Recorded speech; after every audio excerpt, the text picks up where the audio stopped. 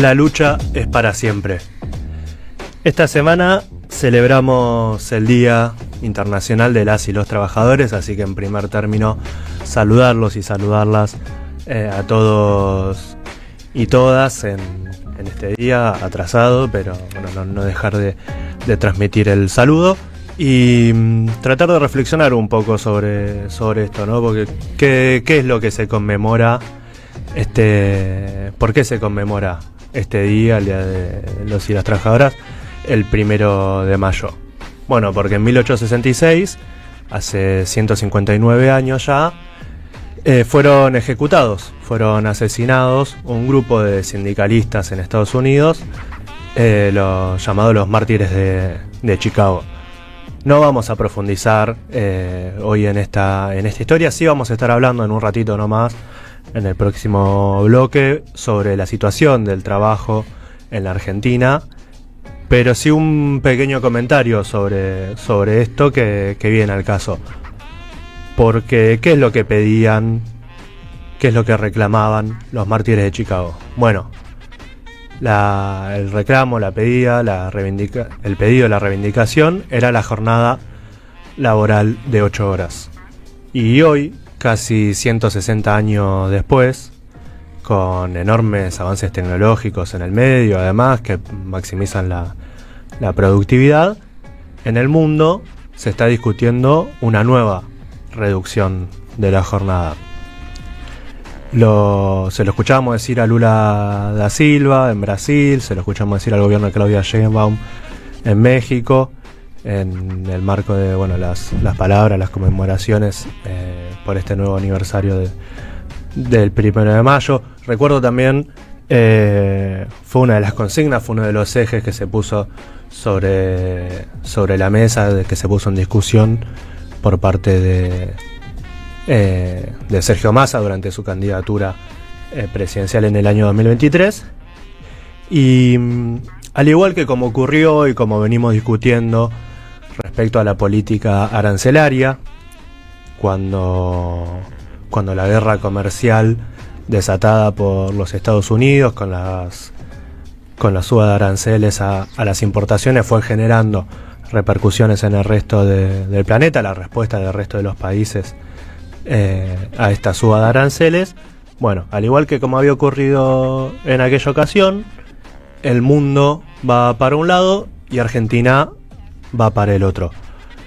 Y acá, en Argentina, lo que se está discutiendo es la ampliación de la jornada laboral. Algo que ahora vamos a profundizar en el próximo bloque, pero que es algo que ya está ocurriendo en los hechos. Con el pluriempleo, con las changas, con las horas extra. Pero que además se plantea modificar así los regímenes de trabajo. Y la verdad que no se puede pensar ni en la política arancelaria de este gobierno, ni en estas iniciativas respecto a las políticas de trabajo. Lo mismo para la política previsional, la política impositiva, sin vincular estas discusiones con un contexto de reendeudamiento, de revinculación de nuestro país con el Fondo Monetario Internacional. Fondo al que ya le pagamos esta semana 620 millones de dólares. Fondo cuya directora, Cristalina Georgieva, como charlamos un poco el programa pasado, el sábado pasado, hace campaña para Javier Milei. Del mismo modo que lo había hecho Christine Lagarde con Macri allá por 2018, 2019.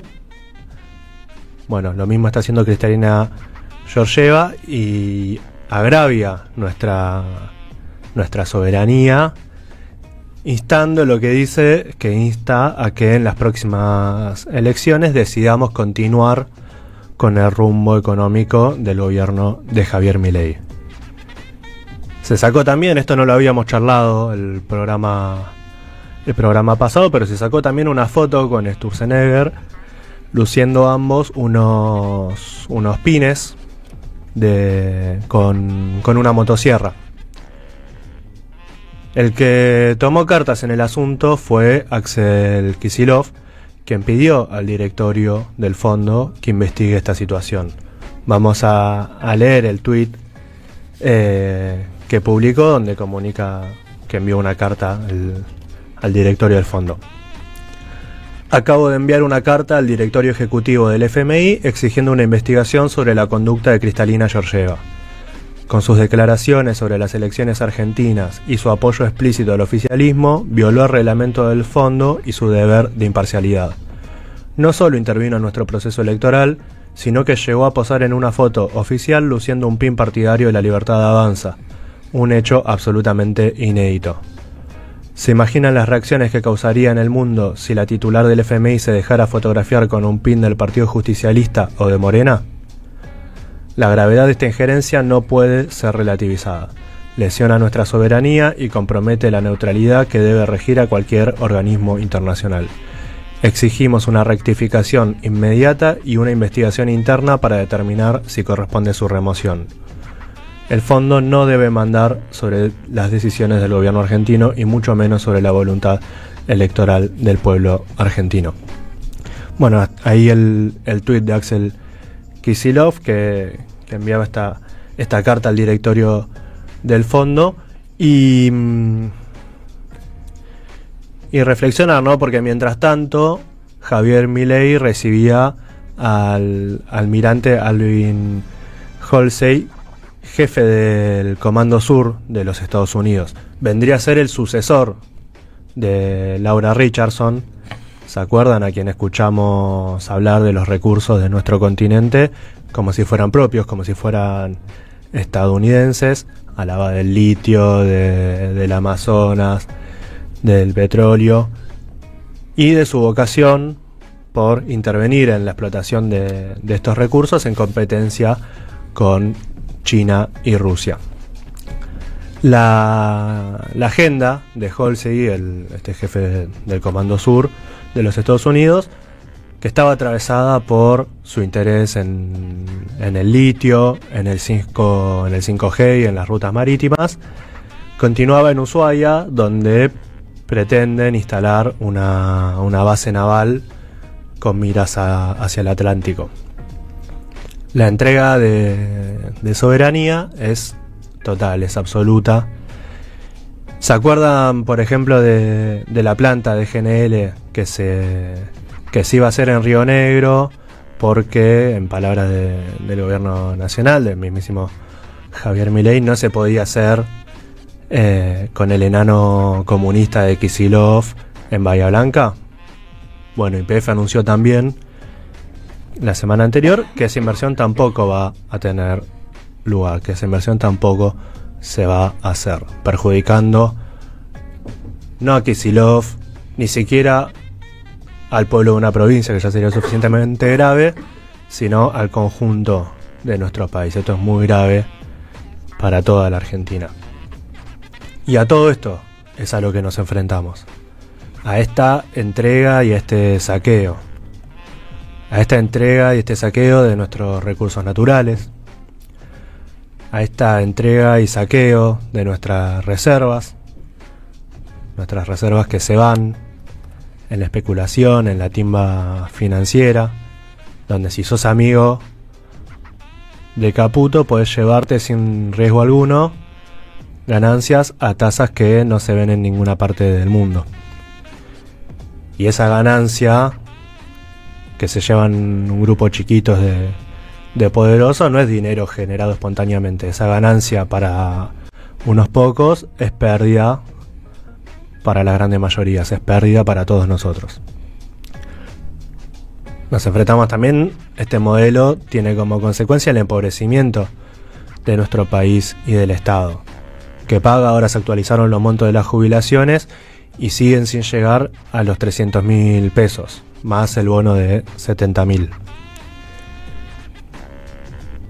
Eso es lo que se le paga a jubilados, a los que además se les quitan los medicamentos, se les quitan todos sus derechos. y que se los reprime miércoles a miércoles cada vez que salen a reclamar por un haber digno. A todo esto nos enfrentamos y debemos hacerlo sin miedo. Como nos enseñaron las madres durante estos 48 años de historia. Porque ellos buscan amedrentar además. Lo vimos esta semana, donde también asistimos a un nuevo acto intimidatorio, un nuevo acto de amedrentamiento. No es el primero, por parte de Santiago Caputo, hacia un periodista, hacia un fotógrafo de Tiempo argentino, a quien, mientras hacía su trabajo, estaba sacando fotos, fue a sacarle una foto a Santiago Caputo y este se le acercó, le tomó la credencial que tenía colgada del cuello, se la miró, leyó su nombre y le sacó una foto con su celular. Y aunque Adorni o el mismo Milei salgan a defenderlo y se hagan los desentendidos, son acciones que no se pueden tomar con liviandad. Una defensa de Milei en la que reiteró además, aún a pesar de la agresión sufrida por Roberto Navarro, que tuvo lugar el mismo día, horas después de que él había tuiteado también la última vez, que no se odia lo suficiente a los periodistas. Bueno, esto lo reiteró Milei en el tuit que publicó defendiendo a Santiago Caputo. Y estos mensajes tienen consecuencias. Quizás Guillermo Franco diga que si el presidente Milei tuitea desde su residencia, no lo hace como presidente. Es lo que quiso explicar esta semana cuando asistió a la interpelación en la Cámara de Diputados por la estafa de Libra. Interpelación a la que se ausentaron además Toto Caputo y el ministro Cuñol Ibarona. Bueno, ahí lo que Guillermo Franco decía es que como Milei cuando tuitea desde su residencia lo hace en términos personales y no como presidente. Bueno, pero eso es falso. Y tiene consecuencias, y lo vimos con Roberto Navarro, y además son actitudes mafiosas e intimidatorias que no pueden ocurrir, y que sobre todo no pueden ocurrir en un país como el nuestro, con la historia que tenemos. En el país de José Luis Cabezas. Hace poco hizo nuestra compañera Priscila Menlik una columna sobre él. En el país de Pablo Grillo, quien sigue mejorando luego del enorme riesgo que corrió su vida, luego de recibir un disparo de una lata de gas lacrimógeno por parte de las fuerzas de seguridad en el medio de una represión, y cuyo padre, Fabián, participó el jueves pasado en la marcha número 2455, esta primer marcha luego de que las madres cumplan 48 años, y vamos a escuchar lo que decía Fabián en la plaza. En un ratito entro a terapia a saludar a Pablo y les voy a llevar el saludo de todos y les digo que pronto va a estar acá con ustedes. ¿Sí? Pronto va a estar acá con ustedes. Y sí.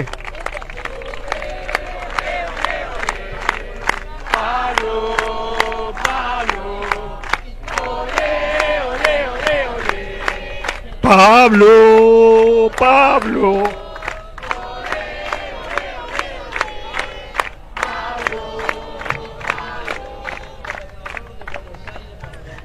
Y ahora que se haga justicia, que sea el tiempo que sea, ojalá que sea pronto, ojalá que sea lo más rápido, pero las madres nos enseñaron. La mejor enseñanza que tuvimos son estas preciosas maestras, con su paciencia, lograron lo que lograron, y bueno, nos espera un camino largo en la justicia y la vamos a llevar. Gracias, muchas gracias.